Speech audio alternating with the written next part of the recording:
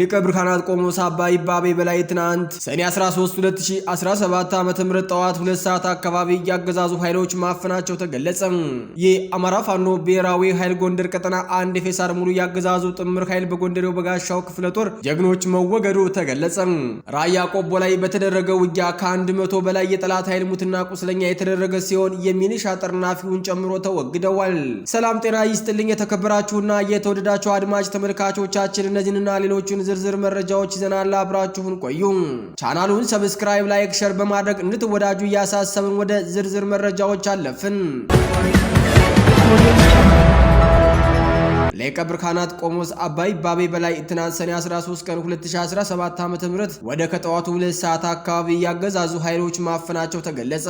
በኢትዮጵያ ኦርቶዶክስ ተዋሕዶ ቤተክርስቲያን በሰሜን ጎጃም ሀገረ ስብከት ሰሜን ሜጫ ወረዳ ቤተ ክህነት ድል በትግል ቀበሌ የምትገኘው የፈለገ ብርሃን ናዳ ቅድስት ማርያምና የክብረ ደናግል ናዳ ቅዱስ ላሊበላ አንድነት ገዳም አበምኔት የሆኑት ታላቁ አራት አይናው የአራቱ ጉባኤ መምህር የፍትሐ ነገሥቱ የአቡሻሩ ሊቅና የቅኔው ጌታ ሊቀ ብርሃን ቆሞስ አባ ይባቤ በላይ ትናንት ሰኔ 13 ቀን 2017 ዓ.ም ከጠዋቱ 2 ሰዓት አካባቢ ወደ ገዳሙ ባቀኑ የመከላከያ ሰራዊት አባላት ለጥያቄ እንፈልገውታለን ተብለው በወታደር አጀብ መወሰዳቸው ተነግሯል።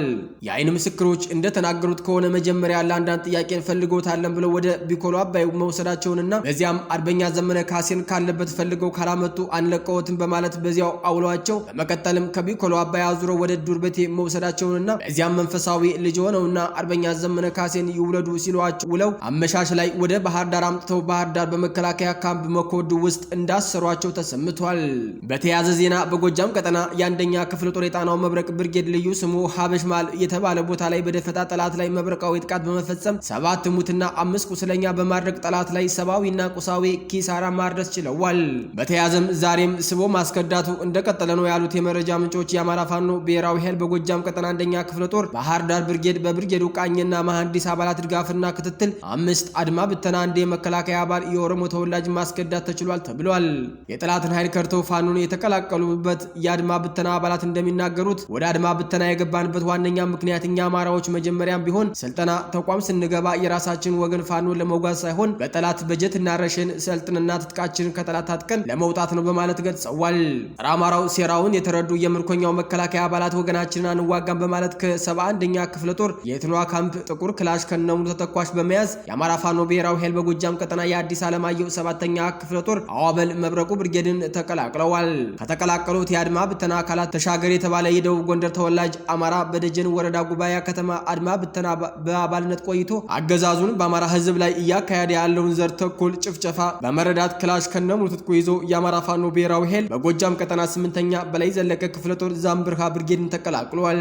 ሻምበል ጌትነት የተባለ ሚሊሻ ሆኖ አገዛዙን ሲያገለግል የነበረ የጠላት ጸረ አማራ ሴራ በማስረዳት የአማራ ፋኖ ብሔራዊ ኃይል በጎጃም ቀጠና የአዲስ ዓለማየሁ 7ኛ ክፍለ ጦር አብራጅት ብርጌድን እንዲቀላቀልም ተደርጓል። በአጠቃላይ የጠላት ጦር ሙሉ በሙሉ እናፈርሰዋለን፣ ከመላው ኢትዮጵያውያን ጋር በመሆን የአዲሱን ትውልድ አዲስ ሀገር ጠባቂ ጦር እንገነባለን ሲሉ የአማራ ፋኖ በጎጃም ቀጠና የሚዲያ ክፍሎች አስታውቀዋል። በሌላ ዜና በዚሁ በጎጃም ቀጠና አገዛዙ ገበሬዎችን እያፈናቀለ ቤታቸውን ምሽግ በማድረግ እየጨፈጨፈ ነው ሲሉ በአካባቢው የሚገኙ የማህበረሰብ ክፍሎች ገለጹ። ተስፋ የቆረጠው የብርሃኑ ጁላ ጦር የአባይ ሸለቆን ምት መቋቋም ሲያቅተው በዲቦ ከተማ ትምህርት ቤት ላይ ከመሸገበት ወጥቶ ይመግራ ከተባለ ጎጥ 3 አባወራዎችን ከቤታቸው አውጥተው ሜዳ በመጣል የግለሰቦችን መኖሪያ ምሽግ አድርገውታል። ከቤታቸው ከወጡ መካከል የ12 ቀን አራስ ትገኝበታለች ሲሉ የመረጃ ምንጮች አክለው ገልጸዋል። በሌላ ዜና በጎጃም አገው ምድር ክፍለ ጦር ስር በምትገኘው ዱር ቤቴ ከተማ ጠላት ዛሬ ማታ ዳሩን እርስ በርሱ መዋጋቱ ተገለጸ። ብዛት ያለው ፖሊስና ሚሊሻ ቁስለኛ ሆኖ ዱር ቤቴ ሆስፒታል መግባቱ የተረጋገጠ ሲሆን ጠላት ዱር ቤቴ ላይ ራስ በራሱ ውጊያ ከከፈተ ውጊያ በደረሰ መረጃ መሰረት ሆስፒታል ከገቡት ውስጥ 2ቱ ወደ ላይኛው ሄደዋል። የሟቹ ቁጥር እንደሚያሻቅብ አብችክሊት ማርያም ያሉ የመረጃ ምንጮች ተናግረዋል። ይህ ብልጽግና መንግስት ለመከላከያ ስልጠና የሰበሰባቸው ከ850 በላይ ወጣቶች መበተኑ ተሰማ። የብልጽግናው አገዛዝ ሁሌም ፋኖን እስከ 30 ድረስ አጸዳለሁ የሚል ተደጋጋሚ ትርክት ቢያሰራጭም በአንጻሩ የተመካበት ኃይል እንደ በረዶ እየሟሟና እየተንሸራተተ ብቻውን እየቀረ ነው። ላለፉት ወራት ከመላው የሀገሪቱ ክፍል ወጣቶችን ከትምህርት ቤት፣ ከእምነት ተቋም፣ ከገበያ ቦታዎች፣ ከስራና ከመኖሪያ ቤታቸው እንዲሁም ከመጠለያ ካምፖች ጭምር በኃይልና በግፍ እየወሰደ በማሰልጠንና በማስታጠቅ ፋኖ ያለበትን ማጥለቅለቅ ብሎ ቢያስብም በግድና በኃይል የተወሰዱት ወጣቶች ግን ፋኖን ከመፋለም ይልቅ እጅ መስጠት፣ ህዝባዊ ትግሉን በመቀላቀል ማገዝ መርጠዋል። ትናንት ደግሞ ወደ አድማ ብተናና መከላከያ ማሰልጠኛዎች ሊወሰዱ ከጎንደርና አካባቢው በኃይል እየታነቁ ተሰብስበው የነበሩ ከ850 በላይ ወጣቶችን እናንተም እንደሌላው ፋኖን መቀላቀላቸው አይቀርም በሚል ቀድሞ በትኗቸዋል። እነዚህ ወጣቶች ዳሽን ቢራ አካባቢ ካለ መጋዘን ተዘግተው በረሃብና በውሃ ጥም ሲቀጡ ሰንብተው ትላንት ሰኔ 13 2017 ዓ.ም ተስፋ ቆርጠው በትነዋቸዋል። ይህ በእንዲህ እንዳለ በትናንትናው ዕለት 8 መከላከያዎች ከነሙሉ ትጥቃቸው የአማራ ፋኖ ብሔራዊ ኃይል ጎንደር ቀጠና ዳግማዊ ቴዎድሮስ 5ኛ ኮር ንስር በለሳ ቅጣው እጅጉን ክፍለ ጦር ተቀላቅለዋል። በተያያዘ ዜና በጎንደር ቀጠና አንድ የፌሳር ሙሉ ያገዛዙ ጥምር ኃይል በጎንደሬው በጋሻው ክፍለ ጦር ጀግኖች ማስወገዳቸውን ገልጸዋል። አማራ ፋኖ ብሔራዊ ኃይል ጎንደር ቀጠና ዳግማዊ ቴዎድሮስ 5ኛ ኮር ጎንደሬው በጋሻው ክፍለ ጦር አካል የሆነው አጥናፉ ብርጌድ ከዳባት ወደ አምባ ጊዮርጊስ ከተማ ሲጓዝ የነበረን ያገዛዙ ጥምር ስልጣን አስጠባቂ ኃይል በጫና የፌሳር መኪና ላይ በወሰደው ጥቃት መኪናው ላይ ከነበረው የአድማ ብተናና የመከላከያ አባላት አንድም ለወሬ ነጋሪ ሳይተርፍ ወደ ላይኛው ቤት ተሸኝተዋል። የአጥናፉ ብርጌድ ጀግኖች ትናንት ሰኔ 13 2017 ዓ.ም ከቀኑ 10 ሰዓት ላይ ልዩ ቦታው ደልዳሊት ተብሎ ከሚጠራው ቦታ በወሰዱት የደፈጣ እርምጃ አንድም የጠላት ኃይል ከመኪናው ሳይወርድ እስከ ኤፌሳሩ እንደከሰል ባሉበት ደርቀው እንዲቀሩ ተደርገዋል። የአገዛዙ ጥምር ጦር በተከፈተበት ጥቃት ግራ ተጋብቶ የሚያደርገው ጨንቆት ድረሱልን እያለ እንደ ውሻ እየጮኸ በርካታ ኃይል ከዳባትና ከደብዬ ከተሞች ቢያስመጣም ጀግኖቻችን ስራቸውን ሰርተው በክብር እየፎከሩና እየሸለሉ ወደ ቦታቸው ተመልሰዋል። አጠቃላይ ጠላት ከአምባ ጊዮርጊስ እስከ ገደብዬ ከዳባት እስኪንፋዛ በገላ ድረስ ከፍተኛ የሆነ ሰብአዊ፣ ቁሳዊና ፖለቲካዊ ኪሳራ ደርሶበት ቀጠናውንም ለጎንደሬው በጋሻው ክፍለ ጦር እያስረከበ ይገኛል።